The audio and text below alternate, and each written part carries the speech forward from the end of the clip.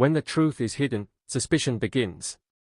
Ladies and gentlemen, we have a serious development coming out of the heart of the Middle East conflict, as a UK-US military base in Diego Garcia was targeted by Iranian missiles, but here's the shocker. The British public didn't hear about it from their own government, but from US media. Was this a security failure, or a political cover-up? Did you know over 95% of our viewers aren't subscribed? Subscribing is free and helps us create more great content. Hit subscribe now and join our community. Yes, it was lucky that it was intercepted and stopped by the US. Camilla Tominey suggesting there's a cover-up because it wasn't lucky, Camilla. It's part of collective defence. Okay, we're Mr. part Reid. of a collective alliance, and we are seeking to protect each other. We have been taking out drones that were targeting allies, and you would expect our allies to work with us to take out attacks on us too. That's the nature of an alliance. This will only work if you let me finish my question before you answer it.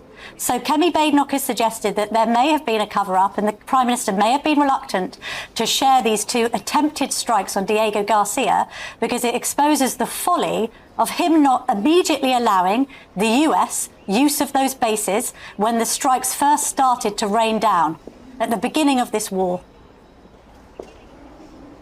Well, to be honest, Camilla Tominey talks a lot of rubbish about this war. I've got no idea what her position is on it. When it first started, she wanted the UK to be involved in the initial attacks, fully gung-ho about wading in and involving the UK in this war. A week later, she tried to do a massive reverse ferret and pretend she'd never said it. Her comments this week, it's unclear whether she does or doesn't support the war. So thank goodness we've got, as Prime Minister, somebody who's taking a very, very clear position that we're not being involved in the war. We're not going to be dragged into the war, but we will take part in collective defence with our allies. Now, as Iran has selected different targets to attack, then we have to respond, and that is why the decision was taken to allow the US to use British bases because of what is going on with the attacks on ships and the attempt to block the Straits of Hormuz. So as the situation evolves, of course our response will evolve, but we will not be dragged into this war. We will act as part of an alliance to protect the British national interest. I know, but Mr. Reid, you haven't answered my central question, which is that these attempted attacks on Diego Garcia expose the folly of the Prime Minister's dither and delay at the beginning of this war. He should have granted the US use of those air bases from the very beginning, and then perhaps he wouldn't have been so publicly criticised by President Trump. I completely disagree with you. He's taken the right decisions, and as Iran has recklessly increased the range of targets that they are seeking to cause damage to, then of course we have to respond, and that is why the decision was taken to allow the US to use our bases in line with the initial decision that we are not getting dragged into this war, but we will act as part of a collective alliance to defend ourselves. Now, a lot of what you're saying has been said by Camilla Tominey. She's been dancing the okey-cokey around this war. Sometimes she's in, sometimes she's out. She doesn't know where she's standing. It's because the Prime Minister has taken a clear and consistent view that we have been able to avoid being dragged into this war. But of course we will act to protect the British national interest, both at home and in the region. I suppose the counter-argument is that we don't appear to have any of our own air defences, and we now know that Iran might be capable of launching a missile that could hit London.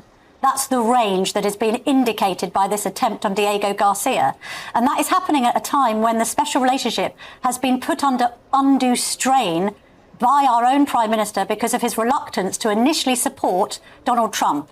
So we're now reliant on America to defend us, potentially against Iranian missiles on our own country, at a time when, unfortunately, the Prime Minister hasn't nurtured his relationship with Donald Trump, but jeopardised it. That's a bit worrying, isn't it, Mr. Reid? Well, again, I don't think that's correct. We've got F-35 fighter jets, Typhoon fighter jets in the region. We've got Merlin and Wildcat helicopters in the region. We've got hundreds of additional UK military personnel in the region, all in advance of the conflict starting, because we knew there was a potential threat of a conflict and we would have to take defensive action. So we have been involved in precisely that defensive action. There is no assessment that I'm aware of that Iran is either targeting or could, even if they wanted to, target the UK directly. If they did, and there is no assessment of this, we have one of the finest militaries in the world, despite the fact the previous government admits they hollowed it out. We have one of the finest militaries in the world, perfectly capable of protecting and defending the United Kingdom. which is precisely what we're doing in the Middle East today, and why we've been able to take out nearly 50 drones using UK military capability in the region today. So don't underwrite and undervalue our military. They're one of the best in the world, and we should have full confidence. Do you back Donald Trump's 48-hour deadline for Iran to reopen the Strait of Hormuz? We expect Iran to stop holding the Strait of Hormuz hostage. Now, Donald Trump has made some comments today about what he's saying he would want to do. He's also said that the conflict is winding down. You should ask Donald Trump what Donald Trump means when he's speaking. What I can tell you today is that the UK government is fully in support of protecting our nationals and assets in the region, but we're also working with allies to de-escalate this conflict, because the sooner we bring it to an end, the sooner we can remove the threat to our national interest in the region, but also the damage that it could potentially do to the economy and therefore people's pockets here at home. Haven't these attempted attacks on Diego Garcia also exposed the folly of the Chagos deal? That deal is now dead, isn't it, Steve Reed?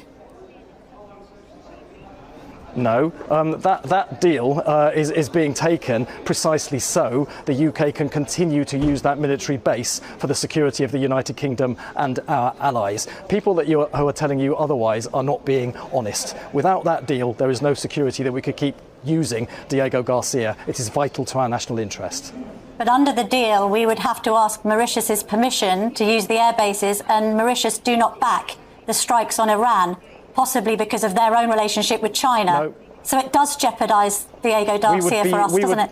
We would be, no, that isn't true either. We would be leasing the base and would continue to use it freely. It's vital to not just the UK's national security, but also the national security of our allies. It's why the previous government backed it as well. It's why the US administration has also backed it, because they want to continue to have access to it for precisely the reasons that you've seen going on in the Middle East. Donald today. Trump has said he no longer backs the deal because it gives us an easy headline.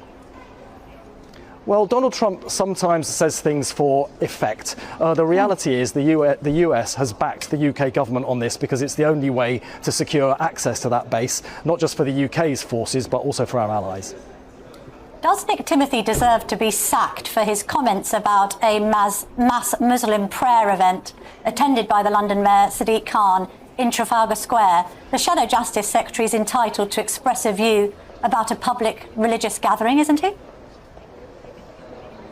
I think all of us should feel free to express views, but when you've got the Shadow Justice Secretary criticising an iftar event organised by a Muslim organisation that a previous Conservative Prime Minister Theresa May gave an award to, you have to ask, why has he got a problem with that, but not with Christian prayer events that have happened there, Hindu prayer events that have happened there, and Jewish prayer events that have happened there? He seems to have a problem just with Muslims. Now, that is very, very divisive to say that of all the faiths, there's only one that I don't want to be allowed to happen in public. All the others can go ahead. The reality, of course, we know why he's not been sacked. It's because Kemi Badenoch is afraid that if she did sack him, he would go and join Reform like so many of her other Conservative MPs have already done.